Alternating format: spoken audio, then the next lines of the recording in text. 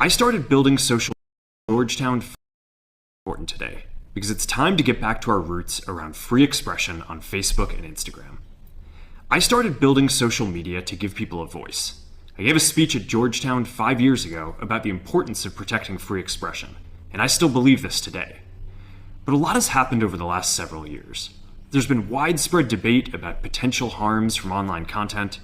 Governments and legacy media have pushed to censor more and more. A lot of this is clearly political, but there's also a lot of legitimately bad stuff out there. Drugs, terrorism, child exploitation. These are things that we take very seriously, and I want to make sure that we handle responsibly. So we built a lot of complex systems to moderate content. But the problem with complex systems is they make mistakes.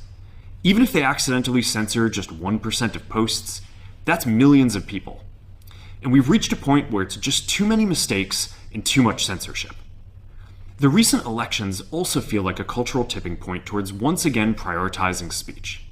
So we're going to get back to our roots and focus on reducing mistakes, simplifying our policies, and restoring free expression on our platforms. More specifically, here's what we're going to do. First, we're going to get rid of fact checkers and replace them with community notes similar to X, starting in the US. After Trump first got elected in 2016, the legacy media wrote nonstop about how misinformation was a threat to democracy. We tried in good faith to address those concerns without becoming the arbiters of truth. But the fact checkers have just been too politically biased and have destroyed more trust than they've created, especially in the US. So over the next couple of months, we're going to phase in a more comprehensive community notes system.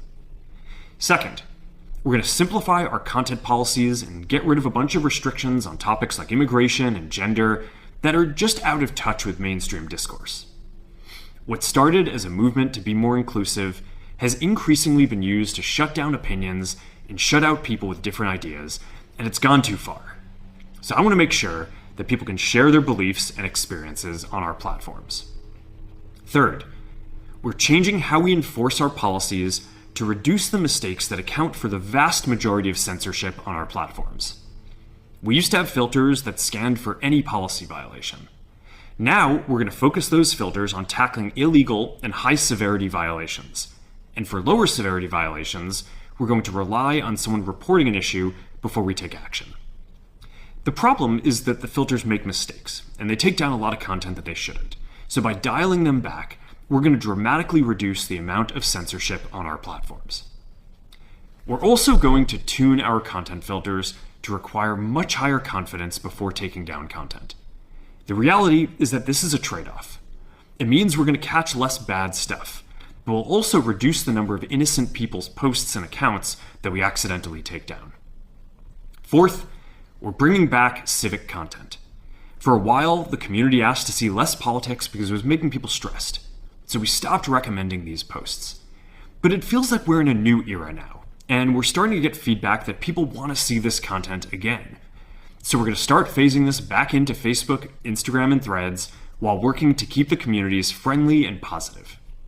Fifth, we're going to move our trust and safety and content moderation teams out of California, and our US-based content review is going to be based in Texas.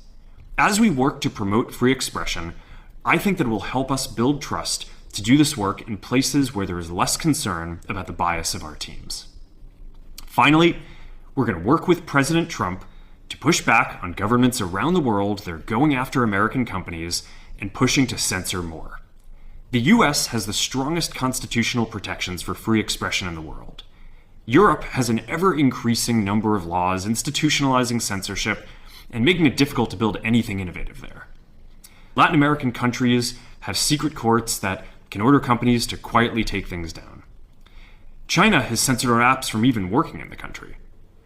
The only way that we can push back on this global trend is with the support of the US government. And that's why it's been so difficult over the past 4 years when even the US government has pushed for censorship. By going after us and other American companies, it has emboldened other governments to go even further. But now we have the opportunity to restore free expression, and I am excited to take it. It'll take time to get this right, and these are complex systems. They're never going to be perfect. There's also a lot of illegal stuff that we still need to work very hard to remove. But the bottom line is that after years of having our content moderation work focus primarily on removing content, it is time to focus on reducing mistakes, simplifying our systems, and getting back to our roots about giving people voice. I'm looking forward to this next chapter. Stay good out there, and more to come soon.